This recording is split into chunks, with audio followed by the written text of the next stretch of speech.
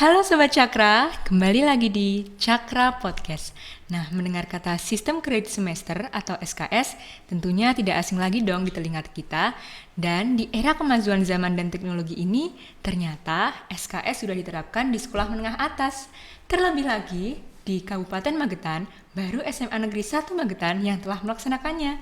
Nah, di episode kali ini, kita akan membahas tuntas mengenai SKS di SMA Negeri 1 Magetan bersama narasumber kita, Ibu Riris Ratnasari, selaku penanggung jawab SKS di SMA Negeri 1 Magetan. Assalamualaikum Ibu. Waalaikumsalam warahmatullahi wabarakatuh. Bagaimana Ibu kabarnya? Alhamdulillah baik. Boleh Ibu untuk perkenalan terlebih dahulu? Oke, terima kasih Safira. Iya. Ya, nama saya Riris Ratnasari, saya guru pendidikan agama Islam. Saya mengajar di SMA Negeri 1 Magetan ini sejak tahun 2003. Ya, untuk tahun ini, tahun pelajaran 2020-2021, saya diberikan amanah untuk menjadi penanggung jawab SKS. Gitu ya. Oke, sebagai pencapaian ya Bu ini tentunya. Awal. Baik Ibu, SMA Negeri 1 Magetan kan sebagai pelaksana program SKS nih. Jadi apa sih Bu SKS itu? Oke. SKS kepanjangan dari Sistem Kredit Semester, yaitu merupakan sistem penyelenggaraan program pendidikan di mana peserta didik mampu menentukan sendiri untuk menyelesaikan keseluruhan beban belajar sesuai dengan minat, bakat, kemampuan, dan kecepatan belajarnya. Tapi di sini saya jelaskan juga apa sih filosofinya adanya SKS gitu ya. Baik. Pertama, bahwa peserta didik itu memiliki gaya belajar yang berbeda-beda antara satu dengan yang lain. Yang pertama, mungkin ada yang memiliki kecerdasan visual, audiovisual, kinestetik, musikal, matematik, dan lain sebagainya gitu ya. Yang kedua itu dari kecepatan belajarnya. Ada yang peserta didik itu memiliki kecepatan di atas rata-rata, dan di bawah rata-rata. Yang ketiga, memiliki tipe kepribadian yang berbeda-beda. Contohnya, ada yang pribadinya itu melankolis gitu ya. Ada yang pragmatis, ada yang sanguinis, ada yang koleris. Jadi di sini guru tuh tidak boleh menyamaratakan peserta didik. Berarti harus dibedakan. Inilah adanya SKS. Ya, jadi disesuaikan dengan ya kepribadian, tadi tipe dan juga kelebihan masing-masing gitu ya Bu? Betul sekali. Oke, jadi terus berarti ada prinsip dasarnya nih SKS. Prinsip pelaksanaan SKS itu apa Ibu? Oke, yang pertama ada fleksibel. Jadi di sini peserta didik itu bisa menentukan sendiri bagaimana dia belajar, strategi belajarnya bagaimana nanti agar dia tuh bisa menyelesaikan semua mata pelajarannya. Ya, kemudian yang kedua yaitu maju berkelanjutan. Ketika peserta didik ini mampu menyelesaikan 1 KD, setelah itu ulangan gitu ya, atau tes formatif gitu, berarti peserta didik ini tidak harus menunggu temannya untuk lanjut ke materi selanjutnya. Karena selama ini kalau Safira gimana? Kalau ulangan selesai harus mau materi selanjutnya nunggu temannya. Iya jelas dan bukan kita bersama-sama lulus 3 tahun datang lulus 3 tahun bersama. Iya, ini bedanya SKS gitu ya. Seperti itu. Kalau ada yang dia cepet banget belajarnya terus dia mampu melanjutkan nggak usah nunggu temannya gitu ya. Terus yang ketiga yaitu keunggulan. Keunggulannya di sini peserta didik itu bisa menentukan dia mau belajar sesuai dengan minat, bakat, kemampuan dan kecepatannya dalam belajar. Yang terakhir yaitu keadilan. Jadi ketika kamu punya prestasi, setelah belajar punya prestasi gitu ya, itu penilaiannya perorangan, per individu. Digunakan memberikannya per individu gitu. Kemudian tadi Ibu Riris sempat menjelaskan masa belajarnya itu fleksibel nih, boleh 2 tahun, 2,5 tahun, 3 tahun maupun 4 tahun. Berarti tidak semua peserta bisa nih Bu untuk lulus 2 tahun. Itu bagaimana Bu pelaksanaannya? Iya betul banget. Kita jangan sampai keliru ya. Untuk SKS itu memang betul semuanya seluruh siswa peserta didik kelas 10 itu semuanya dapat pelayanan SKS gitu ya. Semuanya dapat pelayanan SKS. Tetapi ada 3 kategori tadi. Yang pertama di atas rata-rata, kecepatan belajarnya di atas rata-rata dan di bawah rata-rata gitu ya. Untuk yang dapat lulus 2 tahun itu yang memiliki kecepatan belajar di atas rata-rata. Ya, untuk menentukannya untuk anak yang ya kita menyebutnya sih peserta didik proyeksi lulus 2 tahun PDP L2T gitu ya. Siapakah mereka? Kita tim SKS itu akan mengadakan seleksi. Yang pertama seleksi yang dilakukan untuk mencari siapa sih PDP L2T gitu ya. Yang pertama adalah kita lihat dari rata-rata nilai rapot waktu SMP. Oke. Kedua, nilai KD 3.1, 4.1 ini hasil tes formatif pertama. Oke. Tapi dari 50% semua nilai dari mata pelajaran itu nilainya harus A. Yang ketiga, di sini kita ada tes IQ, berarti dilihat dari tes IQ. Oke, gitu ya. berarti itu pelaksanaannya waktu di SMA ya, Oh Bu? iya, untuk betul tes itu? sekali, di SMA Negeri 1 Magetan. Iya. Setelah kita temu 3 nilai ini, baru kita pilah-pilah tiap kelas sekitar 3-5 peserta didik gitu ya. Setelah itu kita adakan lagi tes tulis. Setelah tes tulis ada tes wawancara.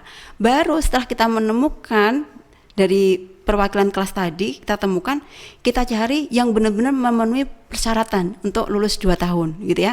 Setelah kita menemukan tadi, kita ada wawancara dengan kedua orang tuanya. Oke, berarti selain pihak peserta didik sendiri, keterlibatan orang tua juga penting banget nih Bu di sini. Sangat perlu. Kalau kita contohnya menawarkan kepada peserta didiknya, "Dek, kamu lulus nih ya, bisa lulus 2 tahun. Tapi kalau orang tuanya tidak menyepakati, nggak menyetujui, nggak bisa." Oh begitu, berarti harus persetujuan antara kedua belah Iya, pihak ini. Bu, betul tentunya. sekali. Iya. Oke, jadi dari seleksi yang telah dilaksanakan tadi, ada berapa peserta didik nih Bu yang terjaring dalam peserta didik proyeksi lulus 2 tahun? Iya. Tahun pertama. Ini Iya. kan kita bicara tahun pertama. Benar ya. sekali. Sama kisah itu kita menemukan ada 20 peserta didik. 16 dari jurusan MIPA dan 4 dari jurusan IPS. Oke, berarti tetap penjurusan nih Bu langsung. Iya. Oke, jadi dalam tanda kutip nih, berarti peserta didik yang lulus 3 tahun, 4 tahun maupun 2,5 tahun itu bukan seistimewa peserta didik yang lulus 2 tahun atau bagaimana nih Bu? Iya, kalau kita bilang istimewa sebenarnya peserta didik SMA Negeri 1 Magetan itu semuanya istimewa. Benar sekali. Betul sekali ini Saya istimewa. merasakan sendiri pemirsa. Iya. Berarti siapakah mereka yang bisa lulus 2 tahun ya tadi ketika memenuhi persyaratan tadi ya, kriteria tadi. Kemudian yang kedua, ternyata ada peserta didik itu yang dia memenuhi persyaratan untuk lulus 2 tahun. Ternyata ada yang tidak setuju orang tuanya, atau mungkin anaknya memang dia pengen santai selama sekolah, nggak terbebani gitu. Iya. Pengennya bisa masih berlama-lama dengan temannya, akhirnya tidak bisa lulus untuk 2 tahun. Dia milih 3 tahun, itu sangat diperbolehkan. Kemudian yang 4 tahun itu bagi siapa? 4 tahun itu bukan untuk peserta didik yang tidak naik kelas. Iya. Ya, kalau selama ini kita tahu 4 tahun, tuh, asumsinya pasti nggak naik iya. kelas. Padahal tidak. 4 tahun itu bagi peserta didik yang mungkin dia punya bakat. Oke. Dia pengen jadi artis gitu contohnya ya. Atau dia punya bakat di bidang olahraga. Dia harus melakukan olahraga itu lombanya sampai sekitar 3-6 bulan gitu ya. Daripada dia izin, mending dia ambil cuti akademik gitu ya. Itu. Terus yang kedua, mungkin ada yang ikut, Safira pernah nggak ikut tes AFS gitu, pertukaran pelajar ke luar negeri? Belum Bu. Oh iya, tapi kakak kelas mah ada Iya. ya. Iya, itu bisa mengambil cuti akademik karena dia ada pertukaran pelajar ke luar negeri. Terus yang ketiga, kalau ini jangan sampai terjadi ya, untuk anak yang peserta didik itu sakit, dia perlu perawatan khusus gitu ya. Butuh waktu yang lama, akhirnya dia harus cuti. Tapi ya kita harapkan semuanya nggak sampai 4 tahun sih, 2-3 tahun saja. Iya. Oke, jadi dari hal tersebut dapat ditegaskan kembali bahwa peserta didik yang lulus 2,5, 3 tahun, dan 4 tahun itu bukan berarti peserta didik tersebut tidak seluar biasa peserta didik yang lulus 2 tahun, melainkan peserta didik tersebut juga mempunyai bakat-bakat luar biasa. Seperti itu, Bu. Iya, betul banget. Oke, karena sekolah kita nih SMA Negeri 1 Magetan baru tahun pertama melaksanakan program SKS. Apa Bu yang dilakukan sekolah untuk menggapai yang terbaik tentunya? Iya. Tugas sekolah yang pertama pastinya akan menyediakan fasilitas layanan utuh setiap mata pelajaran bagi pembelajaran cepat atau mungkin di atas rata-rata, dan di bawah rata-rata. Ya, kita berikan namanya layanan UKBM. Unit kegiatan belajar mandiri. Jadi dengan adanya unit kegiatan belajar mandiri itu, peserta didik dia akan, yang dulunya dia suka belajar, semakin suka belajar lagi karena ada tantangan di situ. Ya, ketika dia bisa menyelesaikan 1 KD, dia akan berlanjut lagi ke KD selanjutnya.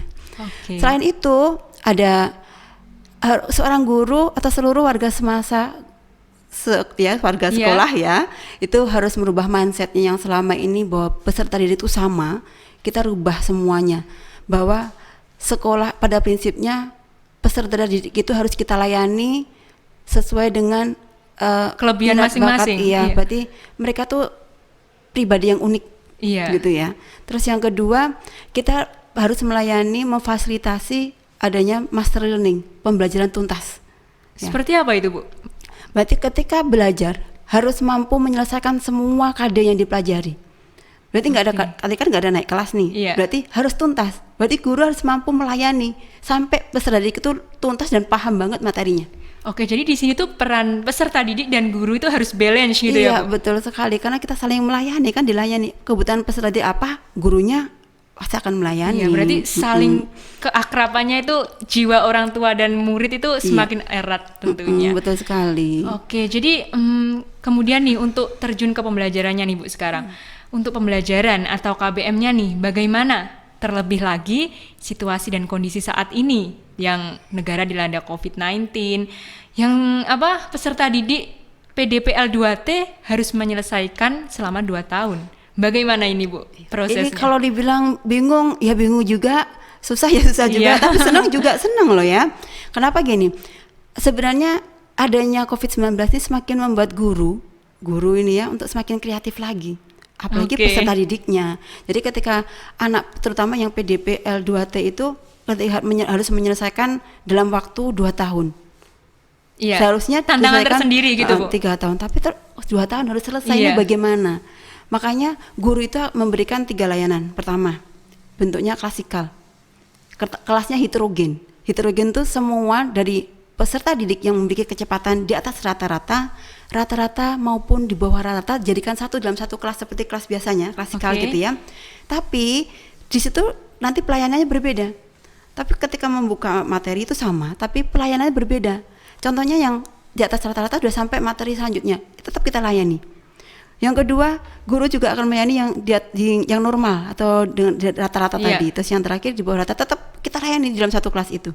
Berarti sama ya Bu, nih per kelas Sama, gitu juga. tapi yang kedua caranya dikelompokkan. Oh gitu. Dikelompokkan duduknya. Anak di atas rata sendiri, contohnya di sebelah kiri gitu Iya. ya. Nanti yang normal di yang tengah, yang rata-rata yang terakhir, untuk anak yang di bawah rata di pinggir lagi. Ini untuk memudahkan untuk pembelajarannya. Ya betul sekali. Terus satu lagi nih, ada kelas homogen. Khusus untuk peserta didik yang lulus 2 tahun itu dijadikan satu kelas. Oke, untuk Bu. diberikan materi pelajaran yang sama untuk seluruh mata pelajaran, seperti itu. Oke, jadi ada plus minusnya juga nih Bu. Iya. Kemudian kalau yang homogen tuh yang satu kelas dijadikan satu Iya. nih Bu ya. Itu bagaimana Ibu? Maksudnya kesannya pembelajarannya, guru mengajarnya. Tentunya mengasyikkan atau gimana kalau menurut Ibu? Anak-anak tuh antusias ya, karena kita memberikan materi itu di jam 13.00. Oke, Ha-ha. jadi siang hari Bu di masa siang pandemi hari ini? setelah pagi daring. Iya. Siangnya kita anak-anak masuk itu untuk pelajaran. Tapi antusias sekali. Karena mereka pengennya wah lulus 2 tahun nih, Oh harus iya. maksimal belajarnya. Menjadi tantangan seperti tersendiri itu, Iya, benar sekali. betul sekali. Kemudian Ibu Riris sebagai penanggung jawab SKS di SMA Negeri 1 Magetan tahun pertama. Bagaimana kesan Ibu menanggapi hal ini? Namanya tugas baru, pastinya deg-degan. Ada rasa takut, khawatir, nggak percaya diri gitu ya. Tapi ya karena selama ini saya merasa di comfort zone gitu ya. Saya benar-benar nyaman dengan hidup saya, Wah. hanya sebagai guru dan wali kelas gitu. Tapi Iya. mendapat tantangan ini, saya berusaha menyiapkannya dengan baik. Saya banyak belajar, banyak membaca, kemudian banyak sharing dengan guru-guru sekolah lain, bagaimana sih SKS itu. Terus kemudian ada tim SKS yang solid banget, semakin memupuk rasa percaya diri saya untuk mengemban amanah ini. Oke. Terutama lagi ini kan untuk mewujudkan mimpi generasi emas Indonesia. Ya namanya kalau hal baru dan mencoba sesuatu yang baru itu kan kita harus mengorbankan sesuatu yang kita miliki gitu ya. Pastinya nih Bu, program SKS tuh punya banyak keunggulan nih Bu. Keunggulannya apa saja sih Bu? Ya ini perlu tahu ini ya, apa sih keunggulan dari SKS? Yang pertama, tidak ada tinggal kelas. Semuanya naik kelas karena tugasnya guru, kemudian PA, pembimbing akademik atau wali kelas itu tugasnya selalu memantau perkembangan peserta didiknya. Yang kedua, masa belajarnya fleksibel. Boleh 2 tahun, 2,5 tahun, 3 tahun maupun 4 tahun. Yang ketiga, pembelajarannya itu bisa klasikal, individual, dan kelompok. Yang terakhir nih, biayanya lebih murah karena hanya ditempuh 2 tahun Oh gitu iya, ya. benar sekali tentunya. Iya. Kemudian nih, dari adanya program SKS nih, apa Bu yang bisa diharapkan? Ya, kita pastinya sekolah atau lembaga itu mengharapkan seluruh peserta didik yang ikut program SKS, seluruh kelas 10 berarti ya untuk tahun pertama kita, pengennya mereka menjadi orang sukses. Amin. Ya, yang memiliki merdeka belajar gitu. Yang pertama apa? Mereka menjadi pribadi yang komitmen dengan tujuannya. Kita aja kalau keluar rumah pastinya punya tujuan iya, kan jelas. ya. Makanya ketika anak-anakku sudah mengambil keputusan untuk 2 tahun, berarti harus komitmen dengan tujuannya tadi, dengan keputusannya, harus belajar dengan rajin, dengan giat. Kemudian karena kita memfasilitasinya itu sesuai dengan minat bakat, kemampuan dan kecepatan belajarnya tadi. Kemudian yang kedua itu harus menjadi pribadi yang mandiri. Tidak akan pernah menyalahkan orang lain, itu pastinya. Karena terutama dalam hal belajar, anak-anak itu pasti akan menemukan apa ritme dalam belajar, bagaimana dia bisa mempelajari materinya. Akhirnya ketika ulangan pun contohnya tidak akan menyalahkan gurunya. Guru saya belum menjelaskan ini, seharusnya ini nggak keluar materinya karena belum dijelaskan. Tidak seperti itu. Ya, berarti perlu ada menjadi pribadi yang mandiri. Ketika mandiri berarti anak itu akan bertanggung jawab. Itu pasti akan melatih yang namanya pendidikan karakter gitu ya. Kemudian yang ketiga harus reflektif, yaitu bercermin. Pasti akan melihat apa kekurangan saya dan apa kelebihan saya. Ketika orang bercermin itu pastinya mengerti, Bu. Kadang-kadang begini, ketika bercermin tuh kelihatan keburukan kita loh. Iya. Ya, kalau tahu keburukannya biasanya orang tuh nggak mau menerima kritik. Ini yang diharapkan untuk peserta didik kita, mau menerima kritik dari siapapun, karena ini menjadi batu loncatan kita untuk lebih baik lagi. Iya, benar sekali. Terus lagi ketika anak-anakku sudah terpilih menjadi PDBL 2T, lulus proyeksi 2 tahun, jangan pernah menjadi anak yang sombong. Tidak boleh menjadi anak yang sombong, karena kita semuanya sama sebenarnya, cuma kita anak-anakku diberikan kesempatan untuk lulus 2 tahun gitu saja. Last but not least, Ibu Riris bisa nih menyampaikan pesan buat Sobat Cakra yang mungkin sedang berjuang dalam menuntaskan program SKS-nya maupun adik-adik kelas 9 yang tahun depan mau bergabung ke program SKS SMA Negeri 1 Magetan. Oke. Anak-anak hebat SMA Negeri 1 Magetan, terutama untuk pejuang SKS dan juga nanti calon peserta didik yang ingin masuk ke SMA Negeri 1 Magetan, pemuda itu harus menjadi pembelajar seumur hidup, harus terus-menerus belajar dengan hal-hal yang baru.